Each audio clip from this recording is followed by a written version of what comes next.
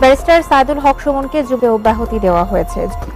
আমার খুব অবাক লাগে এদের কর্মকাণ্ড দেখে। এই সংসদে আমিও মেম্বার অফ পার্লামেন্ট, উনিও মেম্বার অফ পার্লামেন্ট। বলছেন যে তোর হাসিনাকে কেউ থাকবে না, তুই এত বড় সাহস করেছিস, এরকম নানা কথা আমি ইগনোর করে গেছি। আমার মনে হচ্ছে যে আমার হাতে খুব বেশি সময় নাই।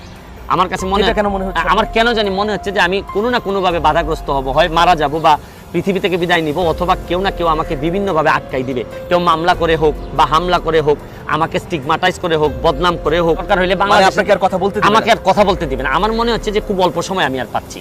আমার মনে হচ্ছে যে বাংলাদেশ খুব করে মনে হচ্ছে আমার খুব করে মনে হচ্ছে যে কোনো না কোনোভাবে আমি আটকাই যাবো অল্প সময়ের মধ্যেই। কারণ এই জন্যই আমার কাছে মনে হয় আমার সময় কম, আমার দৌড়াইতে হবে বেশি। মানুষের কল্যাণে দৌড়াতে দৌড়াতে ব্যারিস্টার সুমন এখন ক্লান্ত হৃদয়ে তিনি বলতেছে আমাকে মেরে ফেলে দেওয়া হবে। একাধিকবার অনেক ভিডিওর মাধ্যমে এই কথাগুলো বলেছে ঠিকই, কিন্তু আপনারা কেউ ভ্রুক্ষেপ করেননি।